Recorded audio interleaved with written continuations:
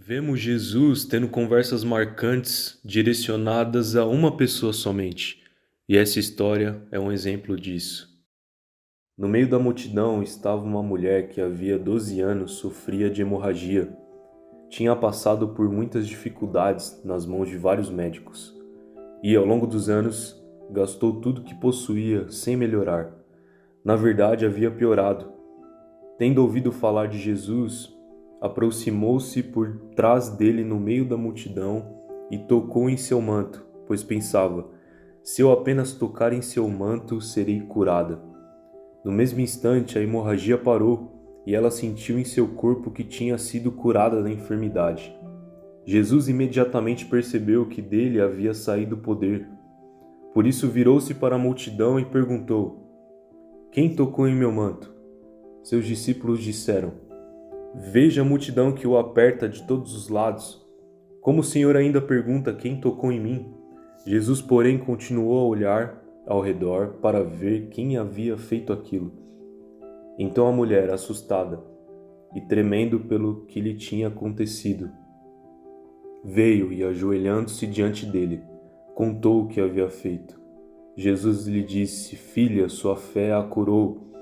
Vá em paz, seu sofrimento acabou. Parece que a mulher dessa história sofria de hemorragia uterina, que é um sangramento intenso, irregular ou prolongado que não segue o padrão menstrual normal. O sangramento não parava. Além de não poder viver uma vida normal, ela era considerada impura. Na cultura judaica da época, a mulher já ficaria impura por causa da sua menstruação. E como o sangramento dessa mulher não cessava, ela sempre estava impura. Se ela tocasse em alguém, essa pessoa também ficaria impura. Ou seja, as pessoas, ao saberem sua doença, provavelmente não queriam nenhum tipo de contato com ela.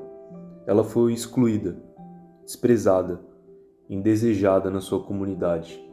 Já se sentiu assim? Ela passou por isso por 12 anos, uma vida sem receber ou visitar pessoas, sem abraços, sem apertos de mão, sem contato físico com outras pessoas. Mas aquela mulher, que não sabemos o nome, estava no meio da multidão. Estar na multidão não significa estar acompanhado. Talvez algumas pessoas ali soubessem do seu problema, o problema que ela estava enfrentando. Talvez outros não. Talvez ninguém ali soubesse do seu sofrimento. Mas Jesus a conhecia, conhecia a sua fé. As pessoas de hoje estão entre as mais solitárias de todos os tempos. O que acreditávamos que aprofundaria nossas relações, nos deixaria mais conectados, as redes sociais, os smartphones, por exemplo, na verdade teve o efeito oposto. Deixaram nossas relações superficiais, ou seja, aquilo que está na superfície, que não aprofunda, que fica no básico e não amadurece. Os relacionamentos só se fortalecem no presencial, no olho no olho. Jesus tem um outro tipo de relação para nós. Ele está sempre perto e não deseja que caminhemos só nessa terra. Ó Senhor, Tu examinas meu coração e conheces tudo a meu respeito. Sabes quando me sento e quando me levanto. Mesmo de longe, conheces meus pensamentos. Tu me vês quando viajo e quando descanso. Sabes tudo que faço. Antes mesmo de eu falar, Senhor, sabes o que vou dizer. Vais adiante de mim e me segues. Pões sobre mim a tua mão. Esse conhecimento é maravilhoso demais para mim, é grande demais para eu compreender. Aquela mulher sentia um desconforto por causa da natureza da sua enfermidade, e talvez essa fosse uma das razões para que ela quisesse somente tocar na veste de Jesus, sem chamar a atenção. Mas ela se aproxima de Jesus mesmo assim. Algumas vezes podemos não nos aproximar de Jesus por nos sentirmos indignos, com sentimento de culpa por não saber como fazer isso. Mas não precisamos ter feito algo ou estar se sentindo de determinada forma para falar com Jesus. Precisamos apenas fazer isso. Jesus nos ensina que somos amados pelo que somos, não pelo que fazemos. Você não precisa conquistar o amor de Jesus, você já o tem. A primeira aparição de Jesus foi no seu batismo. Ao ser batizado, Deus disse: Este é o meu filho amado, de quem me agrado. Até aquele momento, Jesus não tinha realizado nenhum milagre público, nem curado ninguém ou feito algum sinal. Ele era um carpinteiro anônimo, mas ele já era um filho amado.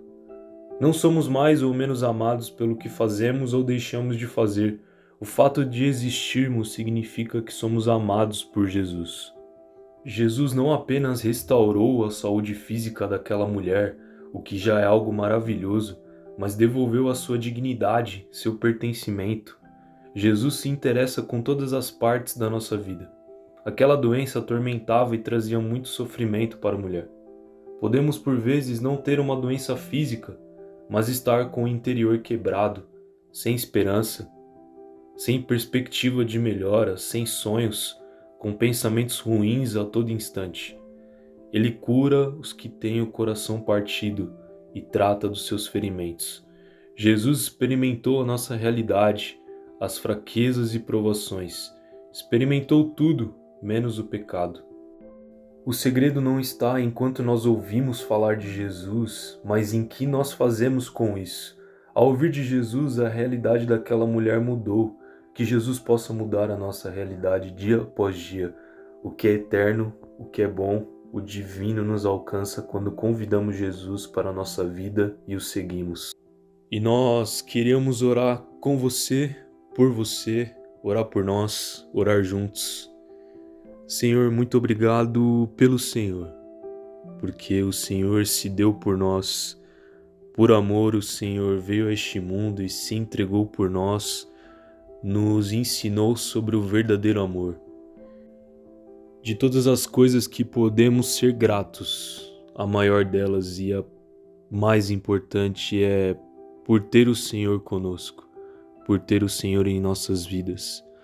As suas palavras, a sua presença mudam a nossa vida. Como disse Jesus, busquem, pois, em primeiro lugar o reino de Deus e a sua justiça, e as demais coisas serão acrescentadas. Que nada nos falte, mas principalmente em nossos dias, o nosso relacionamento com o Senhor.